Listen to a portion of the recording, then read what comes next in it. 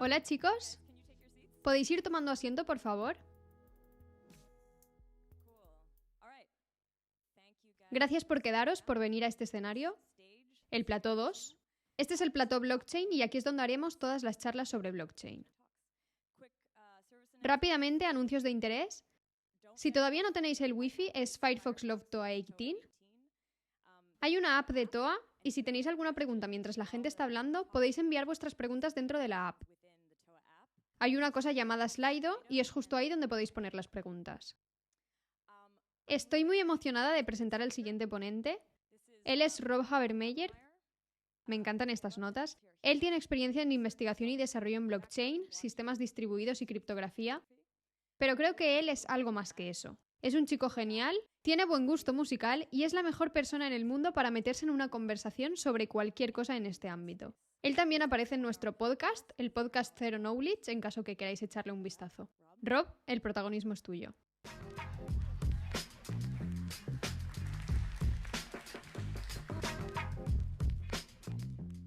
Hola. Sí, ¿podéis escucharme todos? Fantástico. Mi nombre es Rob. Trabajo en un proyecto llamado Polkadot, el cual es una blockchain para la interoperabilidad y escalabilidad, simplemente destinado a ser la blockchain de próxima generación. Pero en esta charla voy a centrarme en ese aspecto de interoperabilidad, hablando un poco sobre qué es la interoperabilidad, por qué la queremos y cómo podemos conseguirla. Entonces, ¿el botón de siguiente no funciona? Pero puedo continuar hablando, así que saltaría a... ¿Estáis seguros? Esta pantalla está completamente mal. Vale. Las dos partes de la blockchain. Básicamente hay dos componentes clave que entran en la construcción de una blockchain. El primero es la máquina de estado, y esto es lo que os suele interesar cuando oís hablar de un proyecto blockchain. ¿Cuáles son los cambios que realmente se acuerdan? Ya sean sus transacciones, qué tipo de datos están almacenados, si está utilizando un modelo de cuenta o algo con salidas de transacciones no gastadas como Bitcoin, que se acuerda qué está almacenado en la cadena. Entonces, la abstracción de la máquina de estado encapsula todas estas posibles máquinas de estado de blockchain que podrían existir, que la gente quiere desarrollar. La otra cara de la blockchain es el algoritmo de consenso. Así es como llegamos a acuerdos sobre qué estado pasa del estado A al estado B para incluirlo en la cadena. Este sería un acuerdo entre un conjunto sin permiso o un conjunto de permisos, o podría ser completamente descentralizado, podría ser centralizado. En realidad podéis hacer una blockchain fuera de todas estas cosas diferentes, siempre y cuando se ajuste a las características de un algoritmo de consenso. Un error común que he visto a la gente cometer es creer que Proof of Work o Proof of Stake son sistemas de consenso en sí. En realidad, sus incentivos se superponen a los sistemas de consenso para hacerlos descentralizados y permissionless. ¿Qué es la interoperabilidad? El objetivo es conectar blockchains con máquinas de estado y consensos distintos. Y cuando digo esto, también me refiero a soportar cosas en las que incluso no habíamos pensado todavía, apoyando el pasado, el presente y el futuro, apoyando las cosas que ya han sido construidas, como Bitcoin y Ethereum u otras cadenas, apoyar el presente, eso es básicamente lo que creemos que es posible ahora, pero no se ha construido, y también el futuro para admitir máquinas de estado y sistemas de consenso que ni siquiera hemos pensado todavía. Pero en los próximos 10 años probablemente estarán inventadas, impulsando aún más lo de última generación. Y queremos que esas cosas sean integradas también en un sistema de interoperabilidad. Esta es una de las cosas que creemos que sería posible con un sistema interoperable. Tenemos esta cadena de interoperabilidad Polkadot en el centro. Tenemos una cadena privada que está gestionada por un banco y que podría coordinar saldos de cuentas de las personas reales. Y tenemos la cadena Ethereum, que es pública. Y tenemos una supply chain que se centra específicamente en el caso de uso de la supply chain. Y todas estas pueden comunicarse y enviar mensajes entre ellas. Tendríamos un contrato inteligente corriendo en la cadena Ethereum completamente sin permiso y descentralizado, enviando mensajes para consultar algo como que un banco privado obtenga el balance y también comunicándose con la supply chain para determinar exactamente dónde está algo en su procedencia.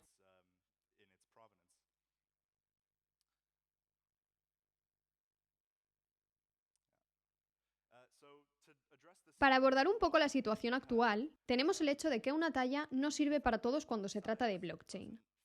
Proyectos diferentes tienen requisitos diferentes, e intentar forzar todo para usar un único mecanismo para escribir su máquina de estado no siempre va a funcionar. Podría ser excesivamente limitado en términos de formatos de datos o qué tipo de cálculos pueden hacer, de modo que se ralentice la cantidad de cálculo o trabajo que puede hacer la cadena. También vemos que no se están satisfaciendo las necesidades empresariales. Las cadenas privadas empresariales normalmente son reacias a poner sus cosas en la cadena pública, a merced de la gobernanza pública.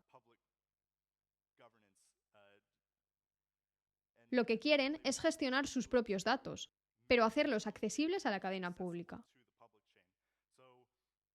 Lo que ocurre es que muchas redes empresariales simplemente existen en su propia burbuja, y esa información no está disponible para las aplicaciones públicas.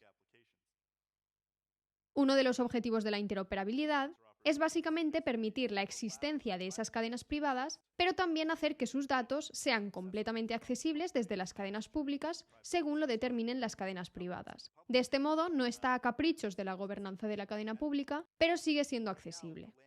Y ahora mismo el entorno está fragmentado. No va a haber una cadena para gobernarlos a todos, y es inmediatamente obvio si miras el panorama. Casi todos los proyectos blockchain están comenzando su propia blockchain. Y la única forma en que puedan comunicarse en este momento es a través de servicios centralizados. Y eso realmente está disminuyendo el efecto de red que podría existir entre estos proyectos. Entonces, estas son las cosas que queremos abordar. Algunos beneficios futuros de la interoperabilidad sería que hay más espacio para la especialización. Si no encierras proyectos blockchain en un modelo específico para el trabajo que hacen, son libres de usar cualquier formato de cálculo o de datos que les resulte más conveniente, el más adecuado para el trabajo que están tratando de hacer, lo que significa que en realidad tendrá un mayor rendimiento. En general, tenemos este efecto de red más potente que he dicho antes, y tenemos actualizaciones transparentes del consenso y gobernanza con solo hacer que el framework de la interoperabilidad acuerde cómo será lo siguiente, cómo será la próxima etapa de consenso o el próximo modelo de gobernanza. Podemos actualizarla sin afectar a ninguno de esos subproyectos que están conectados al framework.